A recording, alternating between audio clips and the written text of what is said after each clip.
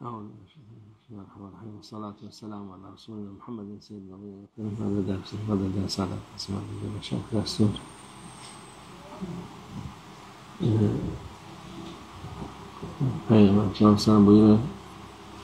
قال رسول الله صلى الله عليه وسلم لم يمنع قوم زكاة أموالهم إلا منع القطر من السماء ولولا البهام لم يمطروا.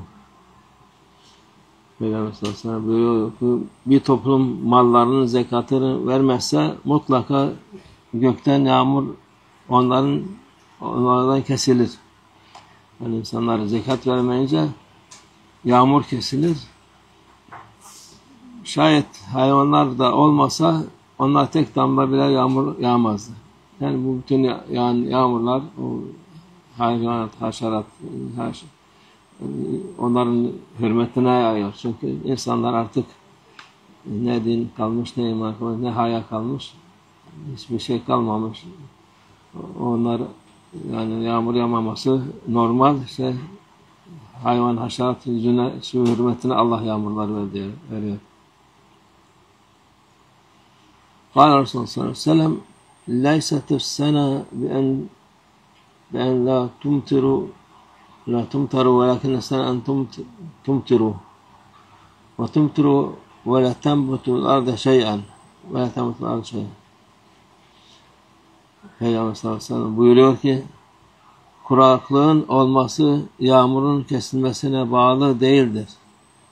Yani kuraklık var derler ama sırf yağmur kesilince kuraklık olmaz diyor. Ancak kuraklık yağmurun kuraklık olmadığı yıllardaki gibi yağmurası ve yeryüzünün nebat vermemesidir. Yani başka yağmur yağar ama çıkmaz, ekin çıkmaz, sebze meyve olmaz. Allah'ın kudreti ona da kadirdir. Bir veriyor, haşerat veriyor, bilmem şeyler oluyor. O sene yağmur yağsa da kutluk oluyor. Kâle Resulullah sallallahu aleyhi ve sellem mâ sallatallahu el-kahd ala kavm illa bitemerreduhum alallah. Peygamber sallallahu aleyhi ve sellem buyuruyor ki Allah bir kavme kıtlık vermişse ancak kendisine büyüklerinden dolayı vermiştir. Yani onların isyanlarından dolayı vermiştir. Bu bütün dünya artık Allah Azze ve Celle unutmuş. Ona karşı geliyorlar. Kendi nefslerinin istediğini yapıyor. Onun için her tarafta kıtlık, kuraklık, sıkıntı. Yani dedi sırf kıtlık değil, her türlü sıkıntı o demektir. قال رسول الله صلى الله عليه وسلم ما من ليلة ولا نهار إلا والسماء تمطر فيها يصرف الله حيث شاء. Peygamber sallallahu aleyhi ve sellem buyuruyor ki hiçbir gece ve bir gündüz yoktur ki mutlaka gökyüzü yağmurunu onlara indirmektedir. Allah da onu dilediği yere gönderir. Yani işte bir bakımdan bazen insanlar yağmur nasıl oluyor diye işte sıcak sular buharlaşıyor, bulut oluyor, yağmur yağıyor. O bir bakımdan Allah Azze bir sistem yapmış bu dünya için. O geçerli olabilir. Ama Allah muhakkak her 24 saatte yağmur yağdırır ama istediği yere yağdırır. Senin ihtiyacı olan yere yağdırmaz. Denizin ortasına yağdırır. Okyanusun ortasına yağdırır. Yani o insanların duayla olduğunu bilmesi lazım. Yani yağmur yağıyor bütün vakit. İşte Peygamber sallallahu aleyhi ve sellem de hadis-i şerifte buyuruyor. 24 saatte yağmadığı yer yok yağmur. Yani o muhakkak bir yerde yağacak. Ama nerede yağdığını, nasıl yağacağını Allah bilir. Onun için duayla, Allah'a yalvarmakla, Allah'a itaat etmekle o bereket yağmur gelir sana. Bereketiyle gelir bir de. Değil. Şimdi yağmur yağıyor, her tarafı seller basıyor, insanlar telef oluyor, evler basıyor. Yani o da var yani. Allah Azze ve Celle'nin hikmeti, lütfu var. Onu da istemek lazım. Sırf şey değil, yağmur yağsın, yağmur işte bugün sıcak bunun arkasına yağmur gelir de gelebilir ama dediğim gibi lütufla gelsin, bereketiyle gelsin inşallah. قال رسول الله صلى الله عليه وسلم إن الشمس والقمر لا ينكسفان لموت أحد ولا لحياته ولكنهما آياتان من آيات الله يخوف بها مع عباده فإذا رأيتم ذلك فصلوا وادعوا حتى ينكشف ما بكم. Peygamber sallallahu aleyhi ve sellem buyuruyor ki güneş ve ay hiçbir kimsenin ölümü veya yaşamından doğumundan dolayı tutulmaz. Yani ay tutulması, güneş tutulması onlar yani bir insanın öldüğü için tutulmaz diyor Peygamber Efendimiz sallallahu aleyhi ve sellem. Onlar Allah'ın kullarına kendileriyle korkutmak istediği ayetlerinden bir ayet.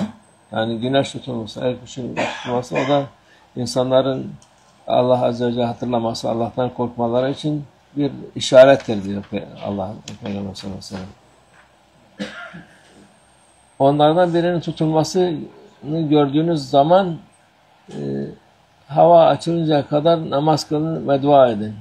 Yani güneş tutulunca onu toplanıp kusuf olur o vakit güneş tutulma namazı. Ötekisi de husuf diye. Onlar da şey yapana kadar o karanlık açılana kadar namaz kılıp dua etmek sünnettir bunlar. Sünnet hem faydalıdır. Çok faydası var. قال رسول الله صلى الله عليه وسلم إن الشمس والقمر إذا رأى أحدهما من عظمة الله تعالى شأن هذا المجال فانكسفا. Buyuruyor ki güneş ve Allah'ın azametinden çok küçük bir şey gördüğü zaman yörüngesinde çıkar ve tutulma gerçekleşir. Yani o tutulma her defa olmaz. Bazı zaman olur. O da Allah Azze ve Celle'nin bu ay ve güneşin azamet onlar da Allah'ın yarattıkları. Onlar insanlar gibi Allah'ın azameti insanlardan daha iyi bilirler. Onların azametinden, Allah'ın azametinden o tutulma olur. قال رسول الله صلى الله عليه وسلم إذا كسفت الشمس فصلوا كأحدث صلاة صليتموها من المكتوبة. Peygamber sallallahu aleyhi ve sellem buyuruyor ki güneş veya ay tutulması olduğu zaman en yeni kıldığınız farz namazı gibi namaz kılın. Nasıl namazı farzı kıldığınızsa onu muhakkak öyle tabi o namazlar uzun tutulur. Onların tarifi var. Nasıl yapılacağı var. Namaz uzun kılınır. Süreler okunur. Secdeler, rükular çok uzatarak yapılır. Ondan sonra da kalan vakitte oturup tesbihat, tehlillat, dualar yapılır.